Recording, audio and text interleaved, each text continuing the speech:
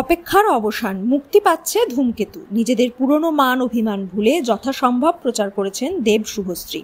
মুক্তির কয়েকদিন আগে থেকেই যে হারে টিকিট বিক্রি হয়েছে তাতে শাহরুখের ছবির রেকর্ড ভেঙে যেতে পারে বলে মনে করছেন হল মালিকরা। ছবির ট্রেলার লঞ্চের মতো প্রিমিয়ারের জন্য আগে থেকেই পাস বিক্রি হচ্ছিল।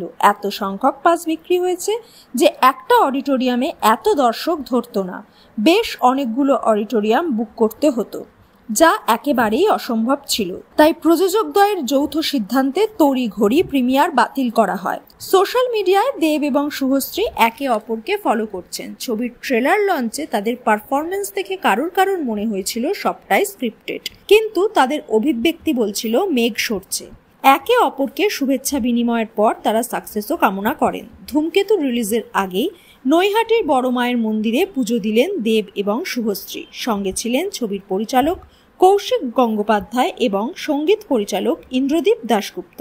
দেব শুভশ্রীর রং মিলিয়ে পোশাকও পরেছিলেন। দুজনকেই লাল রঙে দেখা গেল। দেব পরেছিলেন লাল পাঞ্জাবি, শুভশ্রী সেজেছিলেন লাল শাড়িতে।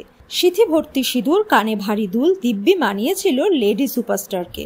পাশাপাশি বসে দুজনে হেসে হেসে কথাও বললেন সাবলীল ভঙ্গিতে। তাদের দেখতে ভিড় জমান অনেকেই। মায়ের কাছে আশীর্বাদ নেওয়ার পর মন্দির প্রাঙ্গণে এসে হাত ধরে দাঁড়ান তারা। কিছুক্ষণ পর ভিড় বাঁচিয়ে শুভশ্রীর হাত ধরে তাকে গাড়িতে তুলে দেন দেব। নিজেও সেই গাড়িতেই ওঠেন। ভিডিওটি প্রকাশ্যে আসতেই কমেন্ট বক্স ভরে যায়। এই ভিডিওটি দেখে অনুরাগীরা নানা কমেন্ট করেন। একজন লেখেন এটা ওর দায়িত্ব, আর একজন লেখেন ভালো লাগছে।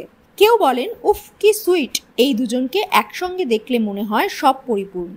আর একজন বলেন দেখলেই মন চোখ দুটোই ভরে যায়।